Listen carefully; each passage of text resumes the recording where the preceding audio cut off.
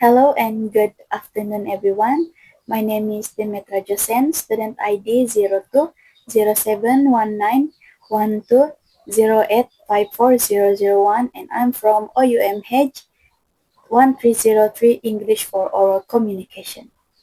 I'm really excited to be here today to talk about something that I believe is not only helpful but essential in our daily lives, and that is emotional intelligence, or as it often called, EL.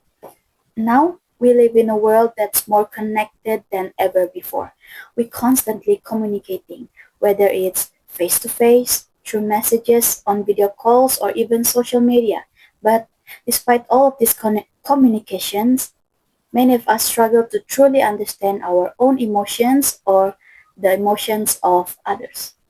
So, let me ask you this. Have you ever gotten angry over something small and then regret it later? Or even felt like someone misunderstood you completely, even though you were trying your best to explain yourself? If your answer is yes, don't worry, you're not alone. These are very human experiences, and this is exactly where emotional intelligence can help us. It gives us the tool to recognize, understand, and manage our emotions so we can live more peacefully with ourselves and with others.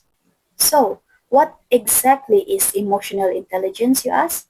In simple terms, emotional intelligence is the ability to be smart not just with your brain but with your heart. It's about being in tune with what you're feeling and also being sensitive to how others feel. Psychologist Daniel Goleman, who helped popularize this concept, broke it down into five key components, which is one, self-awareness, knowing what you're feeling and why. Number two, self-regulation, being able to manage your emotions, especially when they're intense. Number three, motivation, using your emotions to stay focused and driven.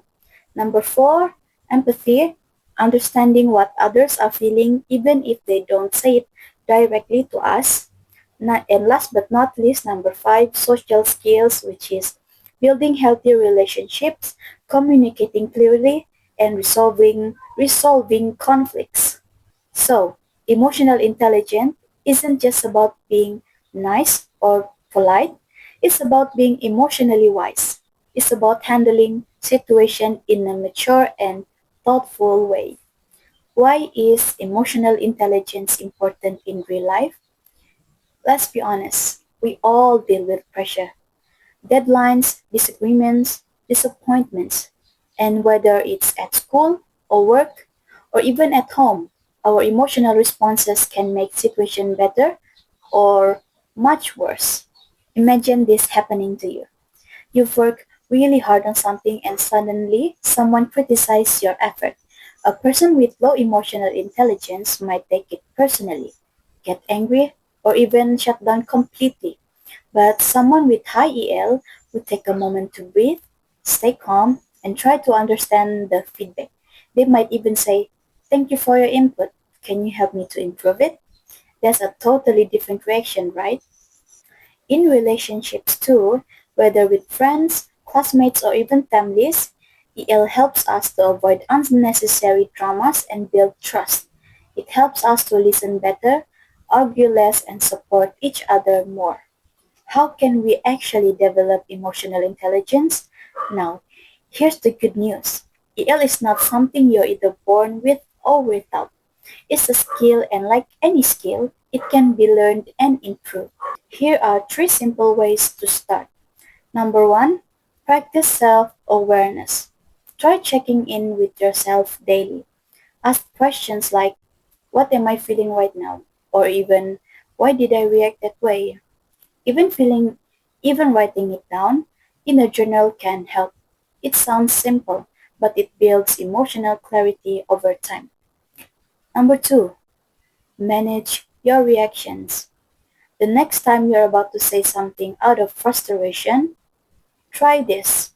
Pause, take a deep breath, and count to 10.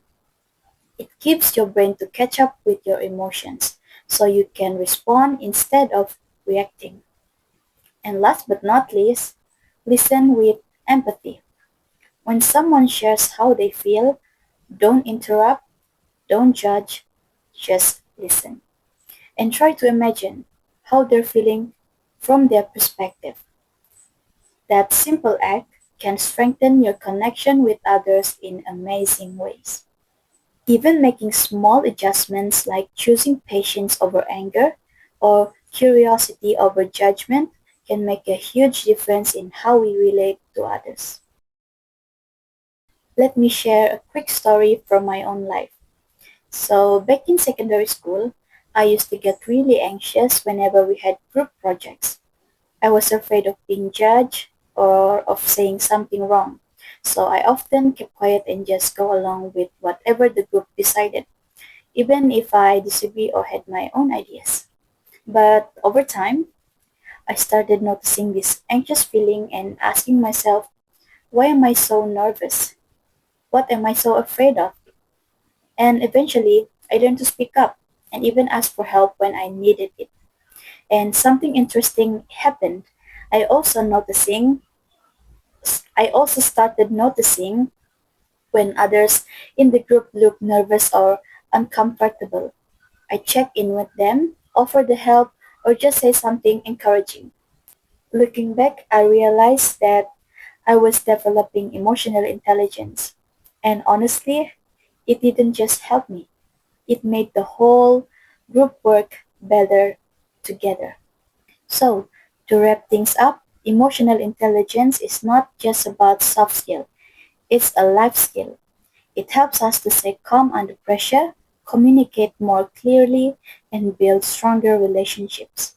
Whether you're a student, a future professional, a friend, a leader, or just trying to be the best version of yourself, EL is something that will support you every step of the way.